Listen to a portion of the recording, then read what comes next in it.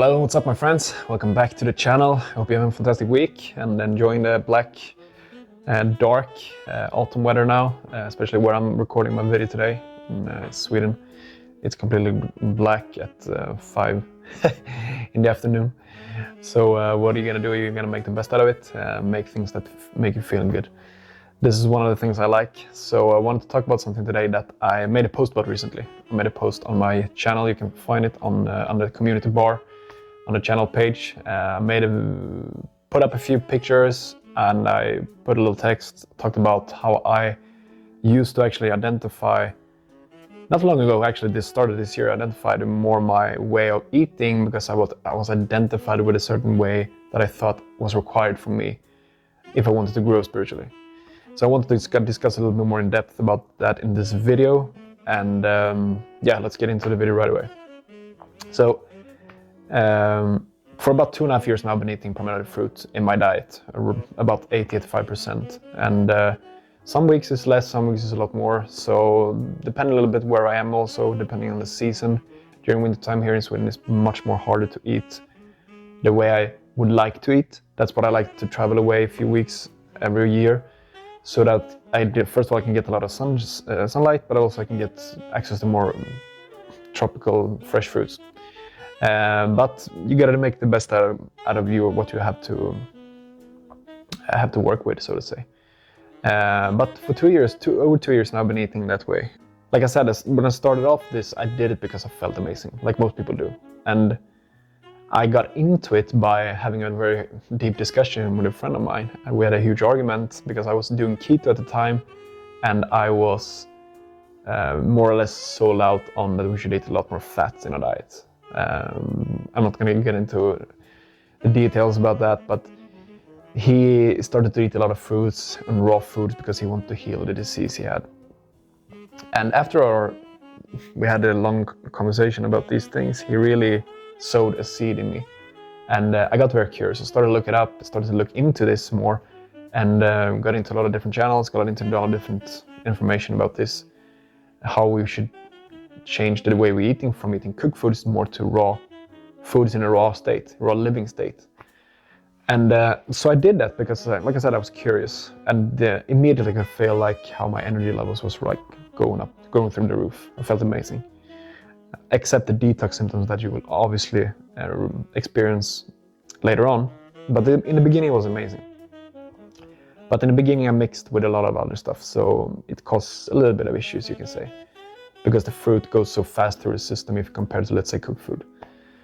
But after that I've been eating primarily around 80-85% fruits in my diet. What I mean by fruits also is avocados, cucumbers, tomatoes, peppers, and all this stuff, and some nuts and seeds. So it's not only sweet fruits. A little bit later, a little bit after I moved away from that phase where I felt amazing, and it became more of a daily routine for me to make my smoothie bowls, to eat my watermelons in the summer, and juicy, high water content fruits, you know. It became something else, and it became almost like an obsession for me in the way that how I viewed my kind of vision with this, because I felt like I needed to transition into becoming a fruitarian, basically. Why is that? Because I fell into a little trap, you can say, that identified my new self with an idea how spirituality should be like, because it was maybe, I'm not sure exactly, maybe a few months or maybe half a year in after eating fruits that I got into more, that I got a lot more interested in spirituality, and got a lot more interested in what we really are here and how can we become more free and all this stuff. I got into this trap because first of all, there's so much information out there. There's so much illusions and boxes and places we can really get caught up in and be trapped in. And one of them is, of course, is diet, because diet is very important, obviously, and it's something that is a very big part of most people's lives because we enjoy eating, you know. So I got into this kind of like fruitarian, that you should transition to fruitarian, breatharianism, all this stuff. So I started to fast a lot, started to eat, like I said, mainly raw foods. And what it did to me is that it kind of like put a lot of stress on me, put a lot of anxiety, to be honest, also because I felt like I needed to do something that maybe I really didn't want to do 100% deep inside my heart, but I felt like I needed to do it because I wanted to grow spiritually, you know. And the same is with a lot of other stuff. We fall into the trap that we need to do maybe yoga, semen retention, living a celibate life. We can't have sex, we can't masturbate, we can't do anything. You can't drink alcohol, you can't smoke, you can't do this and that, you can't go out party, you know. There's a lot of things that we are told that we cannot do, we shouldn't do because it's not right, you know, it's low vibrational, they say. And the diet is definitely one of them, that you should move away from, let's say, mucus forming foods that cause issues in the body. So I was definitely trapped there for a lot of time, and I wanted to make this video because I wanted to make you become more aware of the traps that I have fallen into, that I want you to, for 100%, to avoid, to not do the same mistake that I did. Even though I'm a very big fan of making mistakes, because that's the best way to learn things, but if we can, I would also argue that it's good if we can listen to people who have been through have done unnecessary mistakes and can avoid things in that sense, so that we can, become more in tune with ourselves instead, and don't take a much longer route than we really have to do to get where we want to be. So I would say that I was trapped in this idea for a very long time, actually. And like I said, it wasn't only diet, it was semen retention as well. I had this idea as well that I needed to be celibate, I needed to be completely clean and all this stuff. Couldn't do anything, basically. That's why you form so many new, so many boxes, and I formed also so many ideas that I can't do certain things. And I think that's what made me questioning all of these to the fullest, because I felt like with diet that there's a lot of things that I still enjoy, that I want to eat, you know, sometimes. So early this year I hired a mentor. We had a lot of amazing dialogues. We had a few now. And he completely challenged my belief system to the point where I questioned him, because he pushed a lot of sensitive buttons on me. But it was necessary. And after that I've felt so much relieved and felt so free, to the point where I feel like a new person, you know, because I let go of so many illusions and boxes and ideas that some other people have created. Because let's face it, before we put any attention to our thoughts, we're completely free. Because this whole creation has existed a lot longer before any of these ideas, concepts were out there. So if we can get to that understanding, everything becomes much more clear. What we can or cannot do, because you are free to do whatever you want to do, as long as you're okay with it, as long as you don't suffer, because we want to feel good with ourselves, we want to be at peace, and we want to be happy and joyful, you know. And feeling free is something that we all want to do. But with these ideas that we have created and boxes that we create in our lives, is gonna limit us for actually living the life that we really want to do. And this was definitely one of them. So I changed. So if I take myself, for example, now, the way how I see my way of eating, because I still eat basically the same that when I started off. It's just that my identity, or I should say my how I view myself in a totally different way now than I used to of how I eat. Because in the beginning there, I ate primarily because, like I said, it was because I felt good, but then it was because I had this idea that I needed to do this. This was a long-term vision. I have to become a vegetarian. I have to do long fasts. I have to do 20, 30 days of water fast, because I need to have a clean temple, you know. And that didn't make me any good whatsoever. So up to this point now, how I eating today is, like I said, basically the same thing. It's only how I approach this way is completely different. Because now I eat more or less because how it makes me feel. Because I have a love for myself, and I know that I want to make most of the times the best decisions for me. And by eating this way is, in my own experience, the best way that we can do. And also, in my own personal opinion, the most natural diet for humans, for many reasons. That's why I made a lot of videos about it. You can go and check the playlist link here.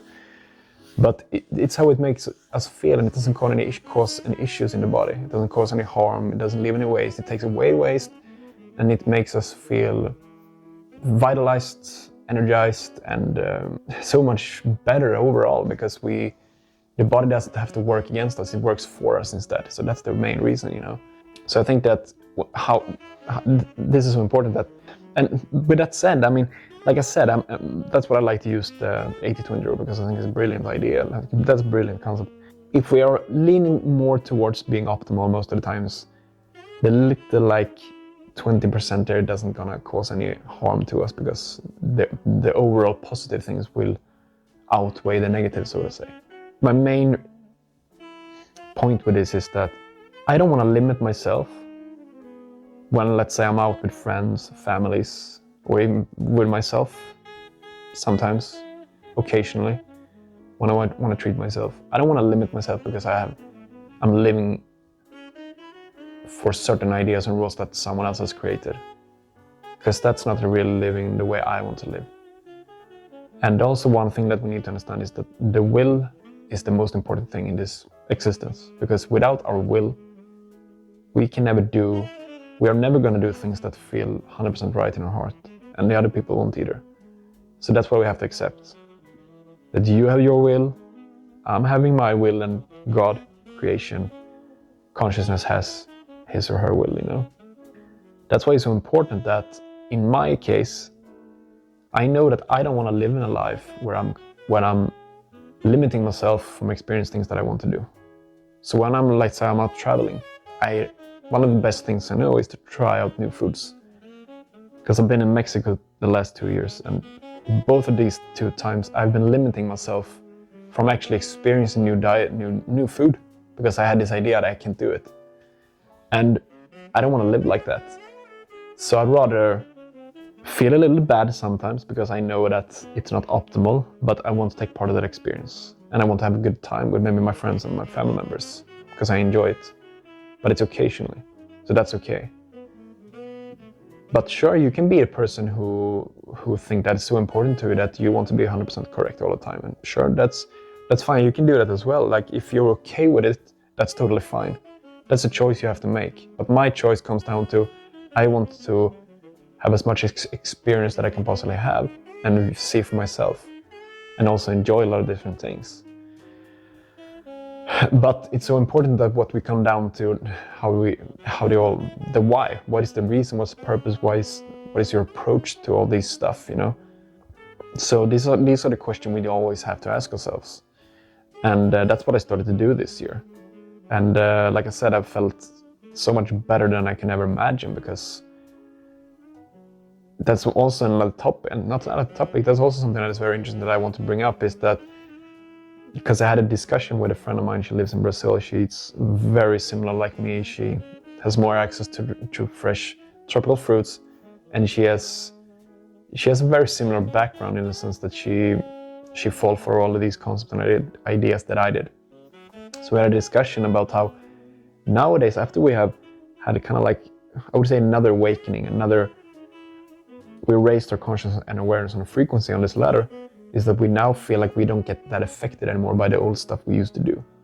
So there's a number of things that I used to do when I was asleep, you can say. And I also did maybe 1 or 2 years ago, but it affected me to the point where that's what was the reason why I didn't want to do it. But nowadays I can actually do a lot of things, and I don't feel that affected by it.